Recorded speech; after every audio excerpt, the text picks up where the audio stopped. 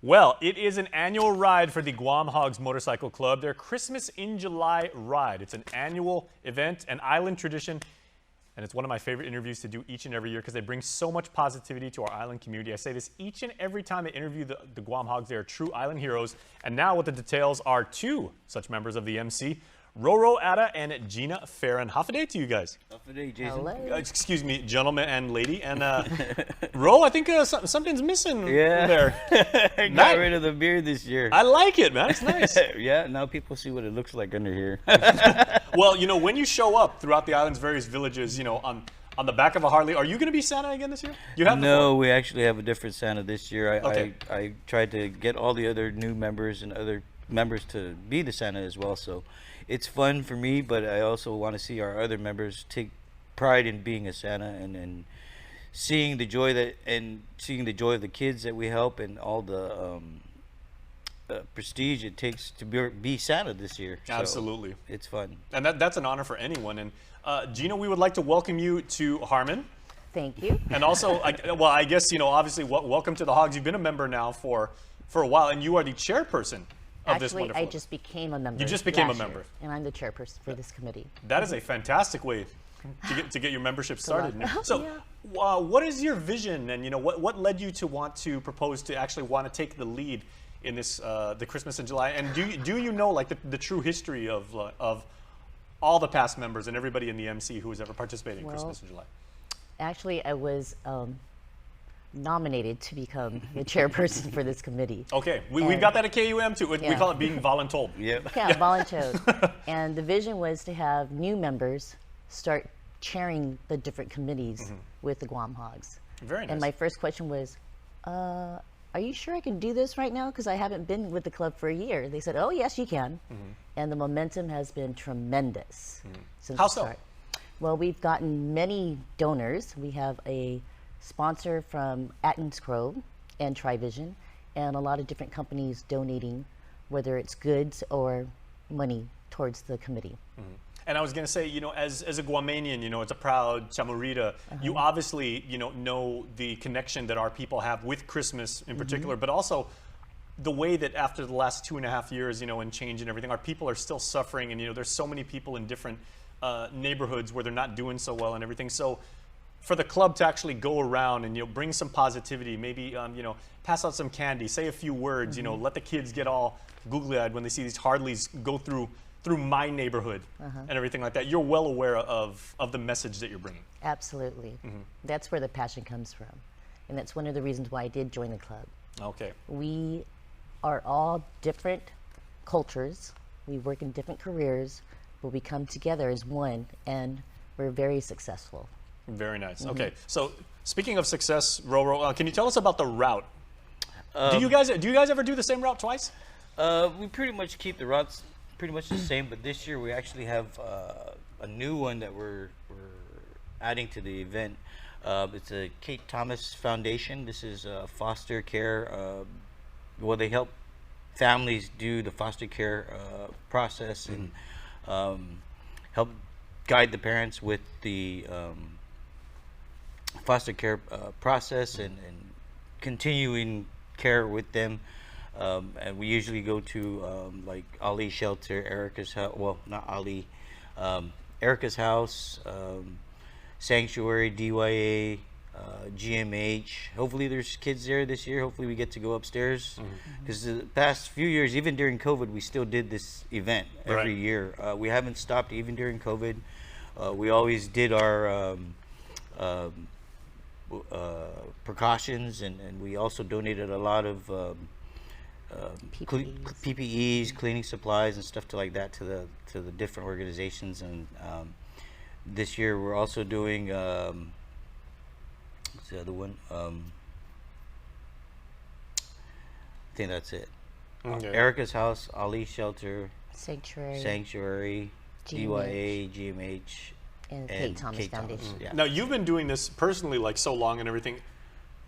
Does it ever get repetitive at all? I mean, I'm not going to use the word boring, because it can never be boring to put you know, see a child's face like light up when you guys come through. But you know, does it ever get not amazing Like for you to actually see that you're making a difference in some kid's life just by showing up. No, it doesn't, and as you can see on some of these pictures that are up right now, all this stuff, you know, it never gets boring, it never gets old, because you always see different kids, you always have, and sometimes you see the same kids, but at the same time you always see them, and you go back and you talk to them again, and you say, hey, you know, this is only temporary.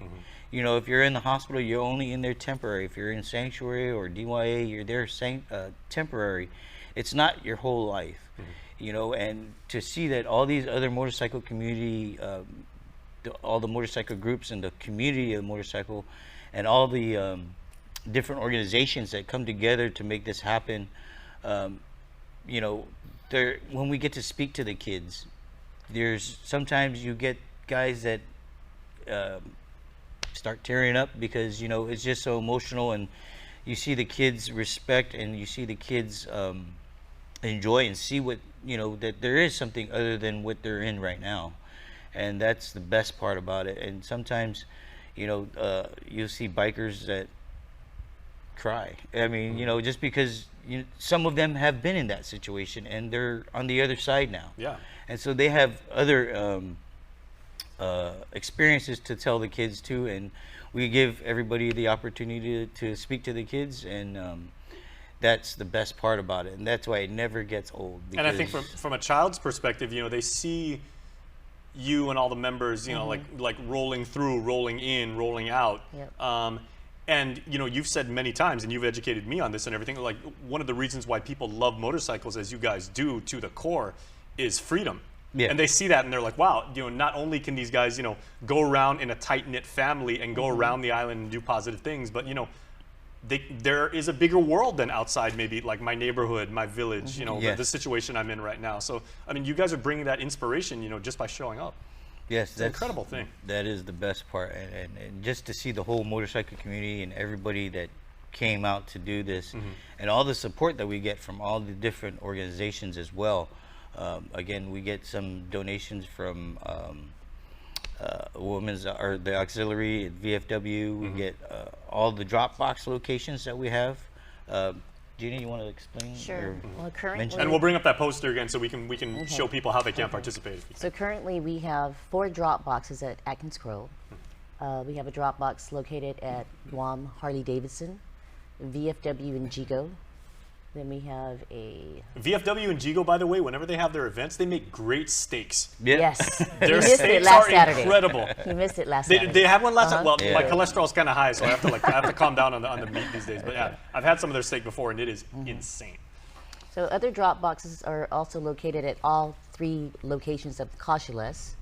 Where else? We have one at Kale's Tavern, Lauda's Bar, Wild Bill's, Toys Tavern, and the Players Club, or the Players Bar as well. And if anybody in the community is watching this right now and they feel inspired, or they know the very fine work that your club does and everything, and they want to get involved, and they just want to say, I'd like to contribute something. I've got a monetary donation I want to make. I want to help out. sure. Can I pass out candy for you guys? Can I help you guys like load up and everything? How can people get involved? Well, we do have a phone number on the Trivision ad, which is mine. Otherwise, there's an email address on the solicitation letter. Or they can stop by our clubhouse, which is Wild Bill's. One of us, or a lot of us, are always there. There's always one or two members from the club over there hanging out. Yes. And if not, there's the bartenders there know who to get a hold of to get in contact with Absolutely. us as well. Membership has its privileges, as they say. All the drop boxes has an actual phone number and email address that they can call. Okay, so before I let you go, we got about a minute left and everything. What do you have planned, like for that day? Any new traditions that you're trying to make, Madam Chairwoman? Is you know, I mean, this is your first time running this and everything like that. So you know, this will be your signature event. Yes. Well, we do have an after party on July 17th after the drop off. It will be at Wild Bill's, and all those who were involved in the ride and stuff can come and join us. Currently, we are looking for a box truck, so if anyone wants to donate one, because we have a lot of essential goods to deliver. There you go. Let's get it done, We do guys. have a lot. Let's help them out, because they have never backed down from this mission. They're going to get this mission complete. So Yes. Yeah, and I just want to say again, this ride is open to all riders, individual riders, solo riders, all clubs. Again, July 17th is the event. Meet up at 9 o'clock at Agana Shopping Center where the old Shirley's building was. And then we'll have our safety brief at 9:30 and rollouts at 9:45. I was going to say there's a lot of space down there now. Yes. Unfortunately, they tore the building down. Yes. Very, very soon. I know there's going to be Jollibee down there. Okay, so Madam Chairperson, Gina, thank you so much, and congratulations. This is an incredible honor for you to be able to lead this. And if you need any help from KUM, please just let us know. Okay. And if you guys see Roro rolling around and everything, no beard, at least for the next couple of weeks and everything like that, but the heart that's beating inside his chest, big as ever. So we thank the both of you for what you guys do for our island community. Thank you very much, Jason. All right. Come back anytime, you know that. All right, stay tuned, everybody, because the one and only Joey Franquez is coming up next.